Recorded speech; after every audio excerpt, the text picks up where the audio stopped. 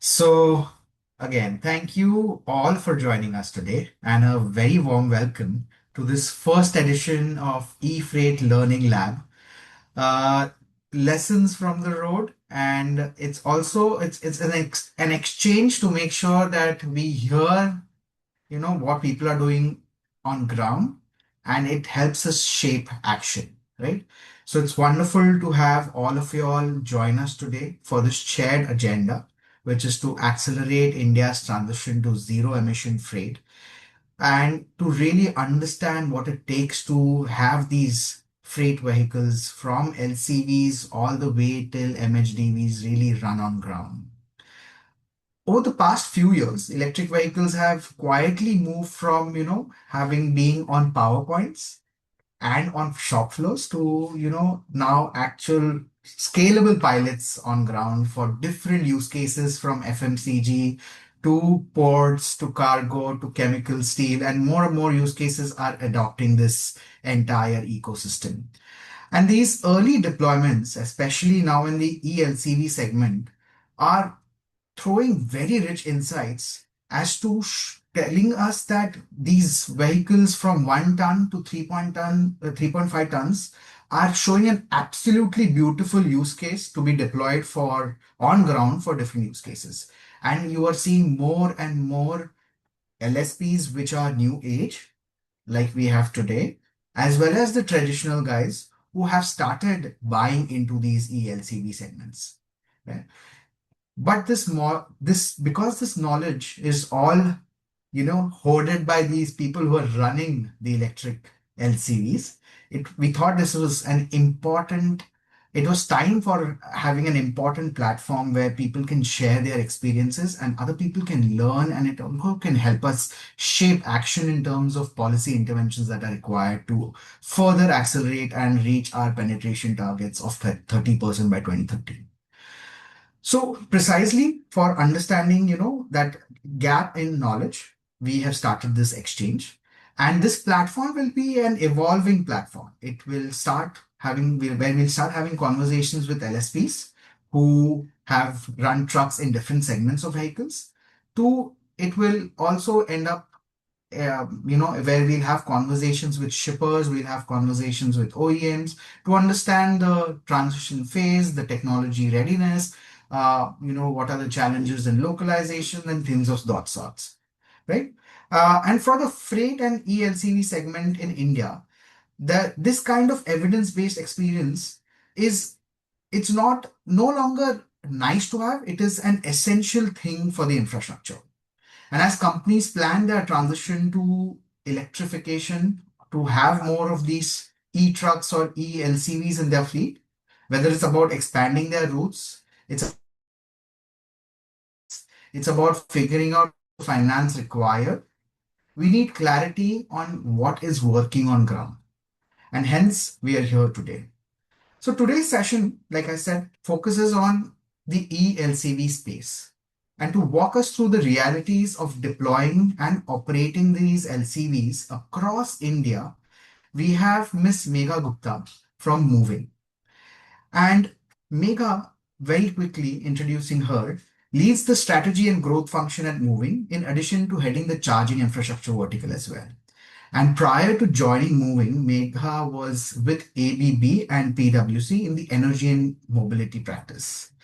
Megha has been instrumental in establishing the company's charging infrastructure network, comprising of 40 charging hubs that collectively park more than 1,500 electric vehicles daily. Before joining MoEVing, Megha was contributing to different initiatives at PwC, at the Government of India's first electric passenger vehicle rollout program with EESL. And right now, in her current role, she is driving the strategic growth and developing partnerships for MoEVing's mission to accelerate clean mobility and sustainable logistics in India. And with that, I would very quickly hand it over to Megha to walk us through her experience, her challenges, and her thoughts of deploying these 1,500 vehicles across India. Thank you, Megha. Thank you for joining us. Thank you for giving us the time and sharing your experiences today. Over to you. Thank you, Kaustubh. That was a lovely introduction, and I'm glad to be here on the first session that we have on this e-freight session. Thank you for having me. If I could just request someone to, share the screen and I could just deep dive into it now. Yeah. I would request our comms team to just very quickly share the presentation. It might take a minute to load, but just give us a minute. Perfect. Full screen mode, please. Cool. Yes. Over to you, Thank you Megha. so much. And yeah, thanks, Kaustubh. And thank you so much for everyone for joining. I hope I can see there are 70 plus people now. So I hope all the years of hard work and toil that we put in into building this company come, help all of you all understand what we're doing and even build the entire ecosystem, right? So before I get into it, I just want to explain what moving does. If you could just move to the next slide, please. Right. So moving works, entirely in the logistics industry, and there are a lot of problems that we're trying to solve. This helps me sort of explain what we're trying to solve today. If you look at the cost of logistics today as a percentage of the GDP of India, it's around 14%. And globally, the trend is around 8 to 9%. So we're spending a lot more on logistics than we should. Secondly, I think the hot topic of today or these days is the high AQI that we're facing in a lot of our cities. And road transport contributes almost 12% to those emissions, right? And while trucks in number are only 2% of the number of vehicles on the road, but they're actually contributing to 45% of the emissions. So that's a huge percentage of the emissions from road transport coming essentially from trucks. And if you look at this industry, it's very fragmented. More than 90% of the fleet operators own less than 20 trucks, and even lesser than 75 own less than, well, 5 trucks. And what happens generally is, when someone's running their logistics, they're driving their deliveries, uh, working with such fragmented partners, there is no trust. You can't see where the vehicle is, where the demand is, where is the vehicle, what is it tracking, where is the, the goods, when are they reaching, how many kilometers has the vehicle run. There's a lot of transparency. There's a lot of lack of transparency here. And the most important piece of the whole ecosystem, the driver. They face a lot of uncertainty in this industry. When are they going to get paid? How much are they going to get paid? And that's a very high 81% of them feel that they're very unclear about how they're going to get paid. So that brings me to what moving does. If you can move to the next slide. So moving essentially provides anyone who needs their goods to be delivered with a low cost, emission free transport in the mid and the last mile delivery. Now, how do we do this? We are almost 5 years old today, and we have spent the last 5 years building our technology ecosystem, working with the companies, working with the OEMs, understanding and tracking the vehicles. This also leads us to be very operationally efficient, making sure our vehicles are running long kilometers, uh, delivering on time, delivering for all our partners. The founding team is extensively experienced in e-mobility. All of us started working in e-mobility in India from almost 2015. So we've been working with the first two-wheeler, the first four-wheeler, every vehicle that has come in. Our team has an extensive experience on how to run EVs. And of course, none of this is possible without our partnerships. So we work very closely with our partners, that is our OEM partners who develop the vehicles. We work very closely with them on uh, the type of vehicle that we create, the from the product development stage to the commercial rollout. We do multiple trials, partners, pilots on multiple use cases for these vehicles to make sure that they are serving the need of the end customer. On charging and parking, of course, we've created 40 of our own charging hubs, but we work with all the leading charging parking partners to help us charge and park these vehicles. Along with our own fleet, we also encourage small fleet operators to purchase their vehicles and attach to our fleet so that we can bring in the entire e-mobility ecosystem to their support. Of course, we're backed with very great financing and leasing partners who are able to bring us long-term leases, the driver partners, and the last but not the least, the maintenance. Today, if you have a diesel vehicle, you can get it fixed at any corner shop, any repair shop. That's not the case with EVs. We work with a lot of vehicle maintenance partnerships where these EVs can be quickly repaired and we get them back in our fleet to run. So that's about moving a little bit more. If we can just move ahead. So today we stand at about 25 cities. We're operational in more than 25 cities across India. We run and operate more than 40 charging hubs. We serve more than 75 clients. We run a fleet of more than 2,500 vehicles, which means we also work with 2,500 drivers on a month-on-month basis. This is a high growth area. We're looking at almost 100% uh, increase in our revenue year on year, which also means we deliver 60 lakh orders. We've abated more than 7,500 tons CO2, and we've run more than 200 million electric kilometers. Next, please. This is very, very important. We're actually the first company in the commercial logistics space to be verified by Vera. This is a carbon trading platform. So our operations have been verified, we've been certified. And now through our operations, we every kilometer that we run, where we save carbon emissions, we can trade this on a global platform. This is a huge certification of the kind of work that we are doing on the ground. And over the next 5 years, we look forward to our operations earning certain carbon credits on this platform. Next, please. Now let me come into a little bit of detail of the journey we've had with the vehicles over the last 5 years. When we started in 2021, uh, e-commerce was seeing a boom. We were seeing a lot of electric two-wheelers and a lot of electric three-wheelers, good quality products coming into the system, which is how moving sort of began. And going from there, we deployed more than 1,500 three-wheelers across the last 5 years.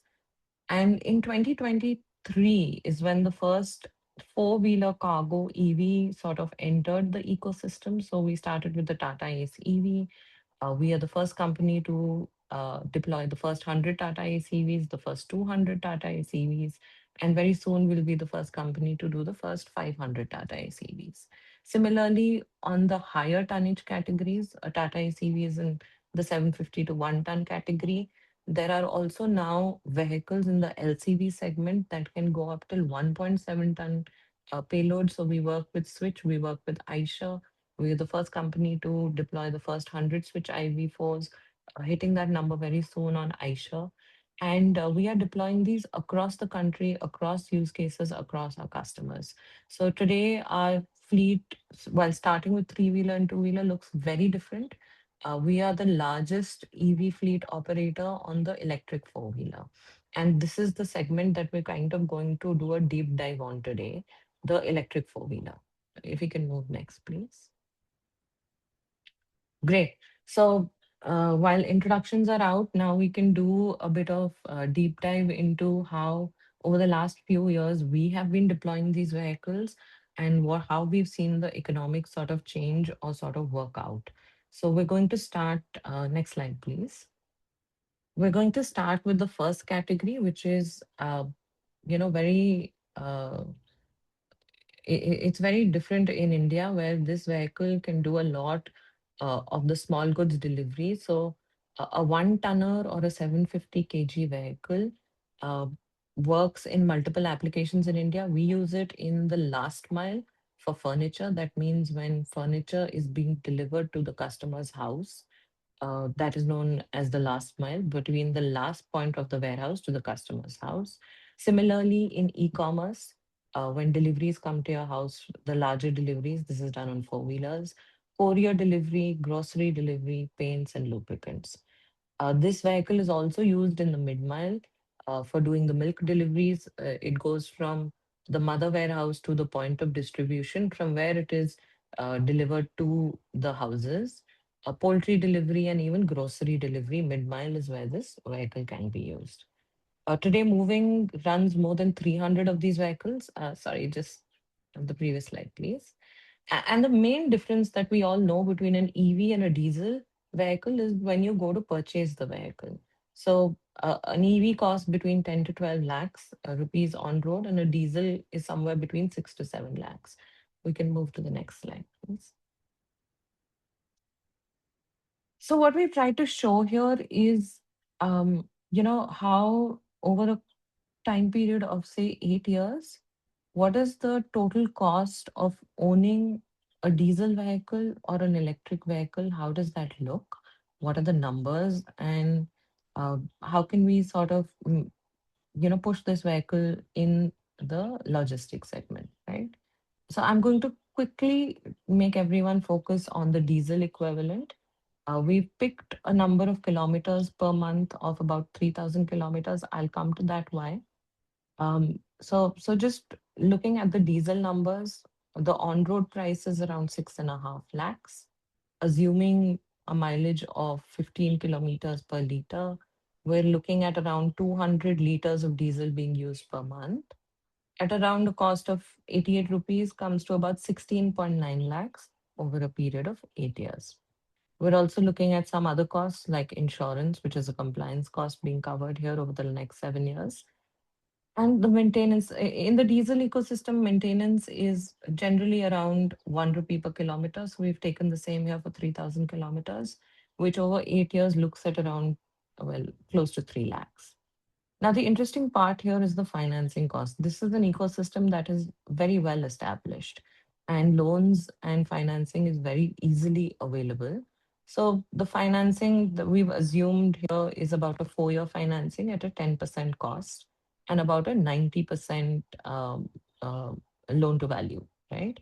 So, this is what the vehicle comes at. If I look at the total cost of running this vehicles without the human or driver part is about 27 lakh 60,000. And if I divide that, it's about 9.5 rupees per kilometer. Contrastingly, now let's look at the electric vehicle part of it, right? The cost itself of the vehicle is around 10.2 lakhs, which is almost 1.7 times the cost of the diesel vehicle. Some numbers on the battery: 20 kilowatt hour battery runs about 120 kilometers, uh, uses about 500-ish kilowatt hour per month. We've assumed a cost of 15 rupees here, and I'll come to how that works. And that is generally what we see as a charging cost, landed cost of, say, a land plus electricity on EV tariff. So we're looking at an energy cost of close to 8,000 for running 3,000 kilometers a month. The fuel cost comes to about 7.5 lakhs. If we compare to the diesel, it's less than half, and the insurance is slightly on the higher side. Maintenance of an EV is slightly lesser. So we look at almost zero point 0.5 rupees a kilometer. So looking at half the cost of maintenance over the time period of 8 years. And last but not the least, the financing cost. We can see the financing cost between a diesel vehicle and an EV vehicle is almost 5x. And that is primarily because the currently this whole ecosystem is facing very high interest rates. And to make it match or to increase the tenor of the vehicle, we have to stretch this loan over 5 years. So what we've done here is assumed an average uh, rate of borrowing at around 17% and stretching the loan to about 5 years. Even beyond these challenges, what we're seeing here is that the EV per kilometer is more or less matching with the diesel. So, in a very just way, in the 1 ton segment, we can see that the total cost of ownership is matching each other in the 1 ton category at around the 3,000 kilometer range. Very simple. When you run EVs, the more kilometers you run, the more it becomes cost viable. And here that viability hits at 3,000 kilometers. So this is one segment where we see that the parity has already come in. There is no need to buy or purchase diesel vehicles anymore. uh, this can be completely overtaken by electric vehicles. Next slide, please. Now, this is a very, very interesting use case that I want you all to look at. This is actual numbers from one of our customers who has been running these vehicles in their operations. And you see the minute that, so for this customer, just for an example, the cost of diesel and the cost of EV, their end cost is the same. Now, when you run any kilometers above 3,000 rupees, there is a cost per kilometer which is charged extra, whether it is diesel. Now, with EVs being lower cost on running, you can see clearly that over 15 vehicles, the same kilometers for that month have cost the customer 23,331. And had the customer run this in diesel, it would have cost them close to 40,000. So there's an immediate reduction in cost above 3,000 kilometers. And for this particular customer, in a month, in a particular location, it was actually 42% cost reduction. So this is where EVs really, really make sense. And this is the segment where EVs, there is no point of return here. So next slide, please. Now let's look at a slightly larger segment, right? We've looked at the 750 kg to 1 ton category. Now we're looking at the 1.7 ton load category. These vehicles come, in multiple applications. In FMCG, luggage, and durable goods, they sort of come in the last mile. So, which means that from the warehouse they go to the retail outlets. Similarly, they come. We use them very much in the mid mile. There's an application called Upcountry, which basically means an average run of 150 to 200 kilometers each side, uh, to in a particular day. And also, we're looking at this size of vehicle being used in quick commerce. From the mother warehouse, moves to the dark stores. Today, moving is running more than 200 of these vehicles.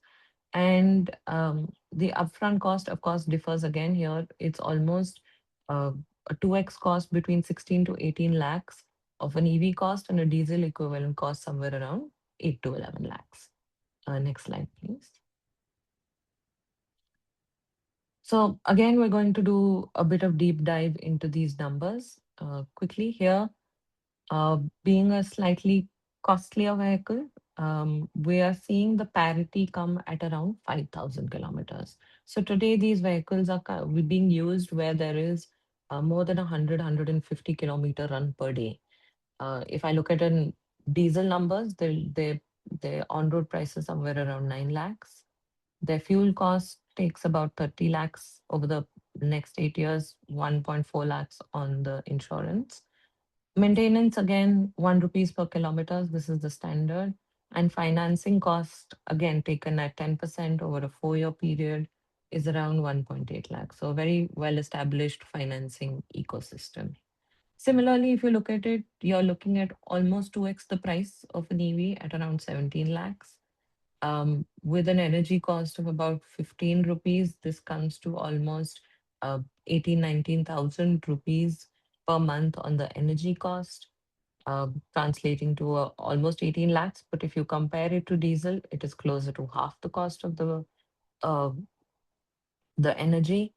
Maintenance taken at almost 0.5%, 0.5 rupees per kilometer, translating to about 2.4 lakhs over 8 years. Significantly, not only is the on-road price higher, the same parameters we've used here, where we use 17% for 5 years, the financing cost adds an additional 7.5 lakhs to the total cost of ownership of this vehicle. Hence, we're looking at parity hitting at around 5,000 kilometers. So today, these vehicles that are running with moving run in applications that are either doing upcountry or running at least more than 100, kilometers per day. Yeah, could we move to the next slide, please? So this is something I've done, which means how can we bring that 5,000 to the 3,000 scenario? There are two unlocks we've done here, though actually I wanted to do three. The two unlocks that we've done here is, if you there's nothing changed in the diesel vehicle. But if you look closely on the electric vehicle, we've actually reduced the energy cost per kilowatt hour to 10, right? We've also reduced the financing cost, made it equal to 10% over a period of 5 years. So essentially, that brings down our parity immediately from 5,000 to somewhere around 3,000.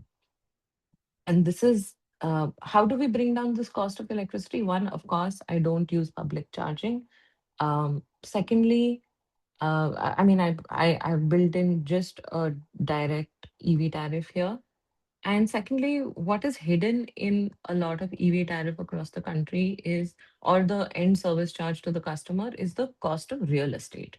So whenever you're charging and parking a vehicle, you're not only paying for the electricity that's coming from the discom, you're also paying for the land that it is spending 4 to 5 hours or 10 hours or more than that on.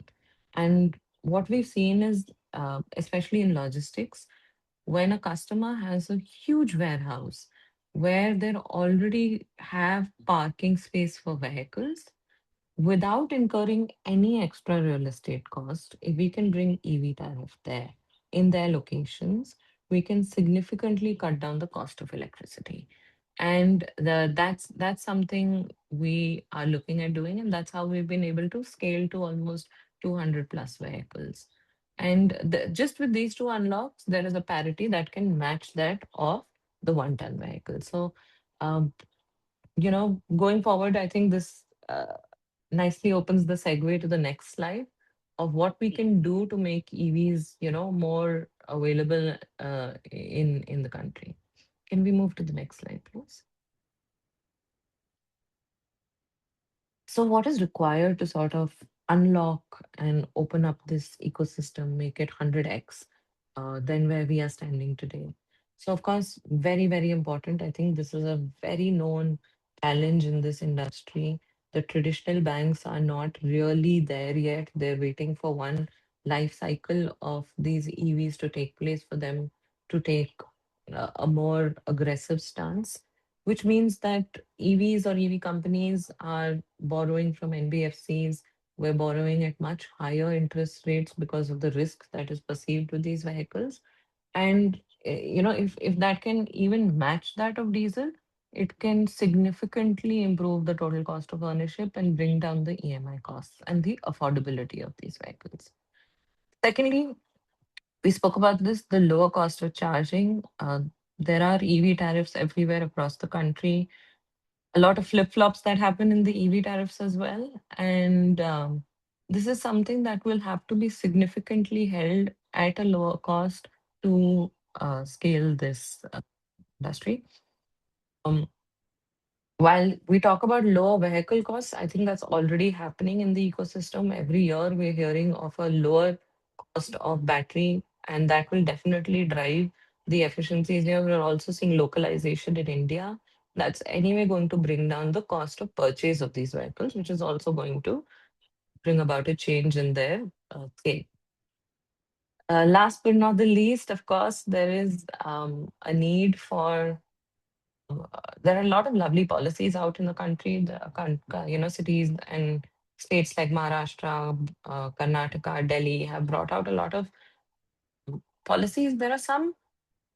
However, there are some challenges that we face when this comes into execution. I'll give you a couple of examples. We have the case of the Maharashtra EV policy that's come in, and there are a lot of toll waivers all across Maharashtra for EVs. However, the whole commercial EVs have been skipped in that. So there's no toll waiver for cargo vehicles. It's only for passenger vehicles. Similarly, we've all seen the story of Delhi and how Delhi has improved its EV penetration, though there's still a long, long way to go seeing the AQI levels. But there are certain policy changes they did which sort of helped with this. For example, in Delhi, if I run an EV in the no entry times, I can actually, it's allowed. But cities like Gurgaon is not allowed, which means that there's no uniformity in these policies within a certain geographical region, and Delhi Gurgaon is a very frequented route. So this causes some major on ground challenges.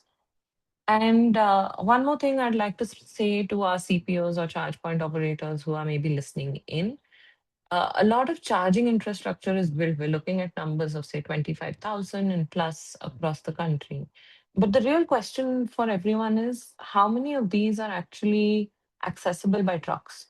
How many of them are in hotels or in -2 or -3 of malls where trucks may or may not be able to enter? And going ahead with trucks where we're running more than 150, 200 kilometers a day, there's going to be a huge need for public charging.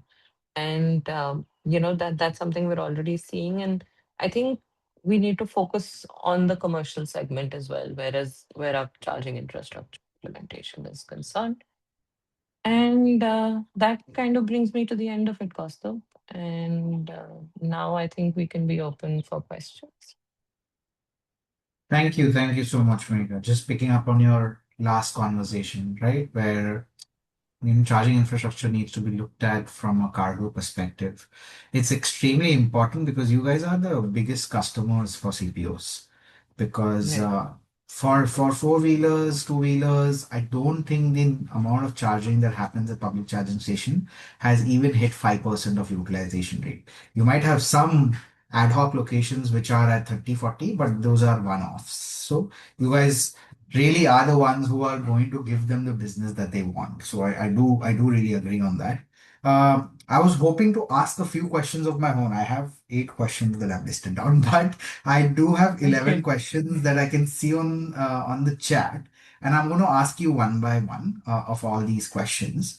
I see that Aisha Pro range was around 1900 kilometers. It was a typo. So anybody who asked that question, that is around 190 kilometers.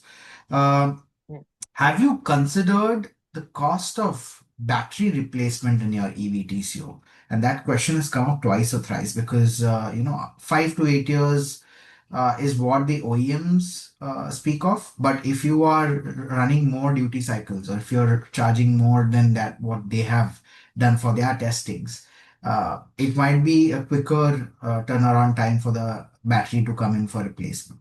So maybe if you can just reflect on that. No, absolutely. Kaustav, I wanted to, in this, I haven't taken the battery replacement cost. And that is because when we are looking at our partnerships with these OEMs, there are guarantees and warranties which will easily tide us over these 8 years. And hence, I believe 8 years is the point where we might need a battery change. And hence, just to keep that aspect out of it, I've kept that. Otherwise, many permutations and combinations of this can also be done where we can look at a battery replacement cost, then we can look at maybe a 10-year or a 12-year life cycle, right? So that Right. would be a So different calculation. yeah. So it kind of goes back to the other question that someone has put up is maintenance cost, does your maintenance cost usually include the AMC of battery, which actually has a change of battery included into it, which I think you kind of answered as well, right? Yeah, Is yeah, that yeah, yeah. standard practice that you're seeing in the industry? Because this might work out for fleet operators who are looking at 10,000, 1,000 vehicles, 1,200 vehicles, 1,500 vehicles. What about the ones who are looking at one or two trucks, small fleet operators? Because our biggest challenge is how do we really get those guys to start moving towards electric? And that's really when we achieve the unlock or the tipping point, is what I would say personally. So your thoughts on that? 100%. So Kaustav, basically what we've seen, and this actually stems from financing, and I'm going to explain it that way, is that today, if I take the same loan of say a diesel over 3 years, it's going to be very costly for me to match the rates of say a diesel at the end customer. Over time, we have been working with OEMs and have pushed them to push these warranties beyond, say, 5 years or 7 years, or Tata gives up till 8 years. And what that has helped us do is actually match financing to the warranty. If an OEM today says, I am, providing a battery warranty for 8 years, I can go to a financer and say, give me a term of 8 years because the warranty is of 8 years. So Mhm. while it was not the starting piece, it's actually evolved over time. And while this was started by moving, and a couple of our companies as well, but it has now become the standard practice. So that is the same way we sort of seek to push this. and get the warranties higher so that the financing can be higher. And then I'm not worried about the battery replacement cost for at least the 7 to 8 years. And neither is the financer worried about it, right? Perfect. We've I seen think I this think life that cycle on the three wheelers. We've seen okay. this life cycle where after 3 years the batteries need complete replacement.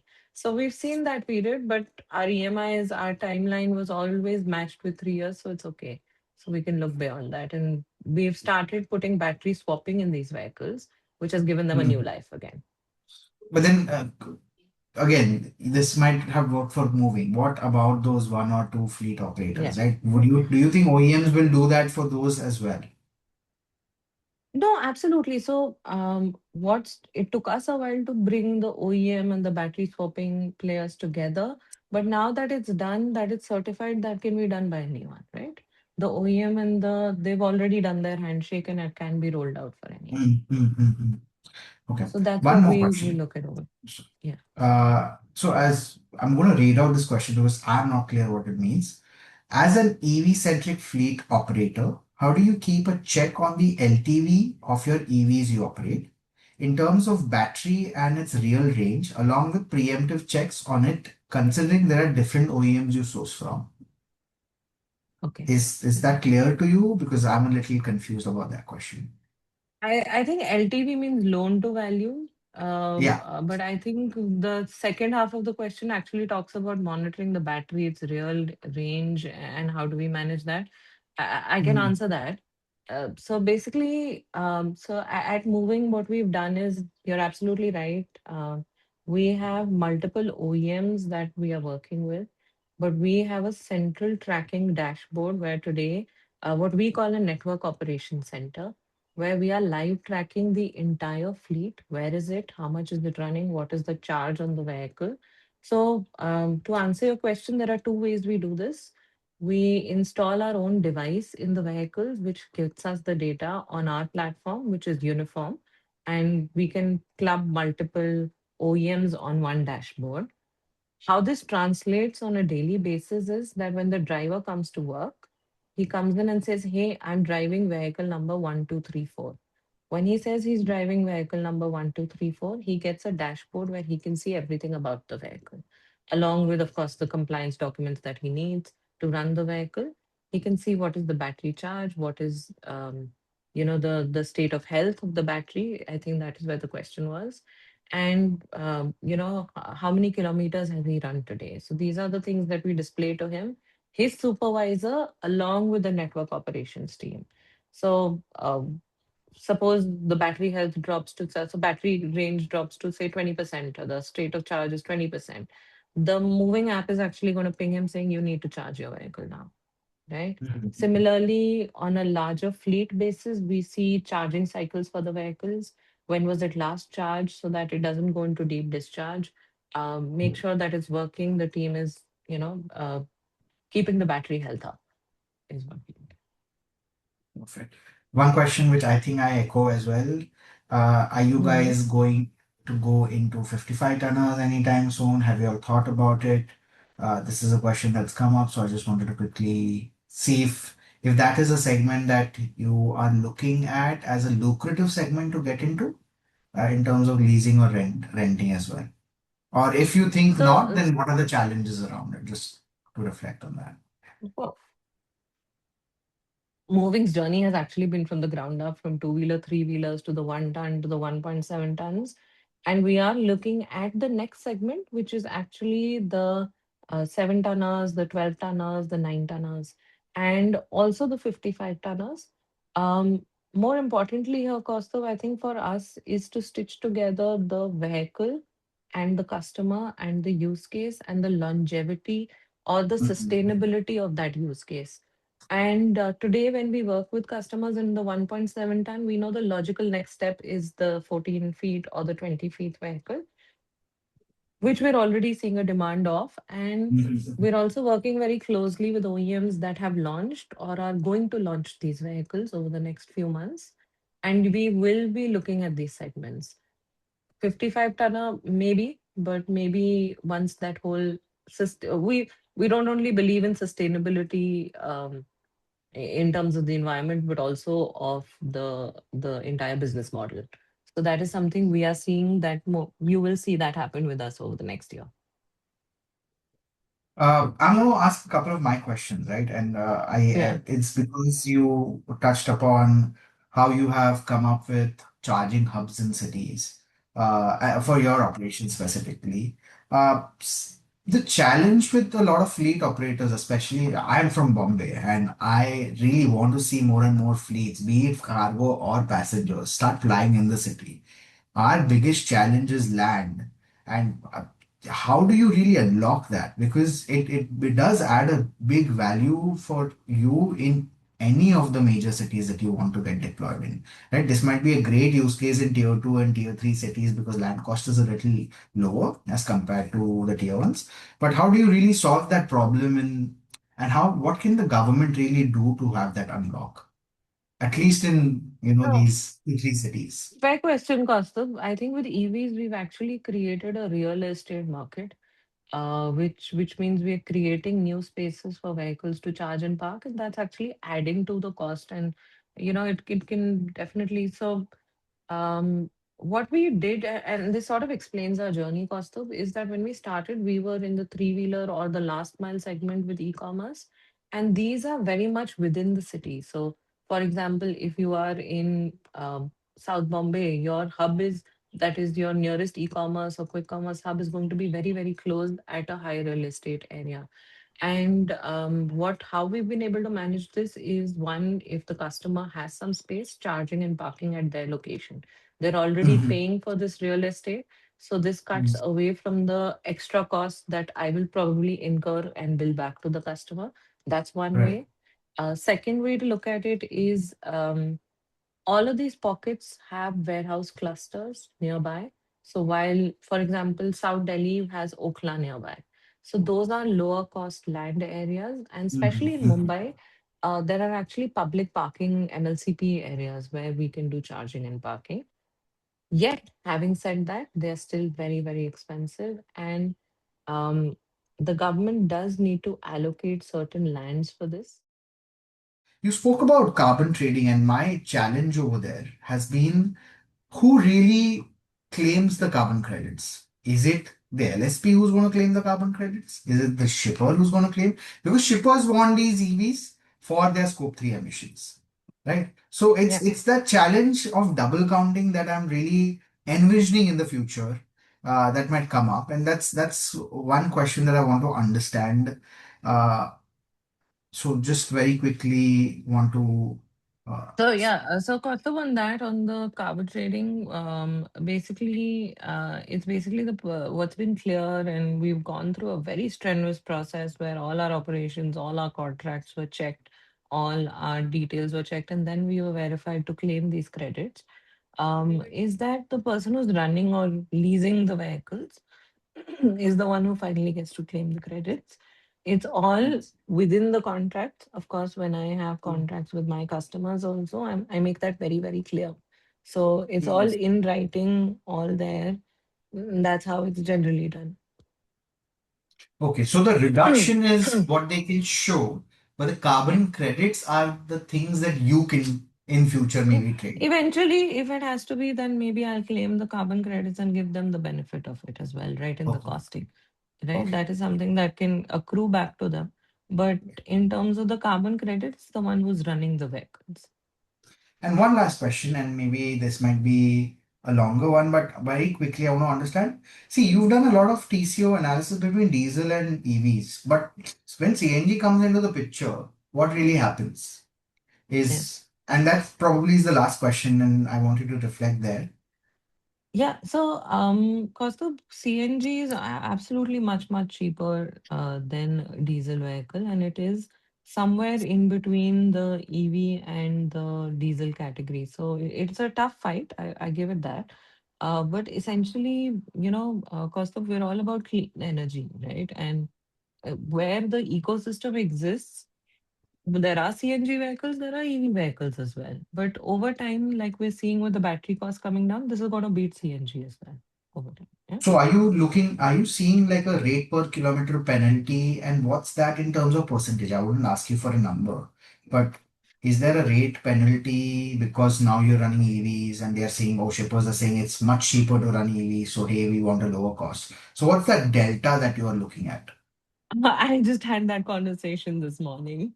So you're looking at about a 5% reduction in their cost, right? Okay. Though we push customers to actually maintain the costs as of now because you see that benefit beyond those 3,000 kilometers, right?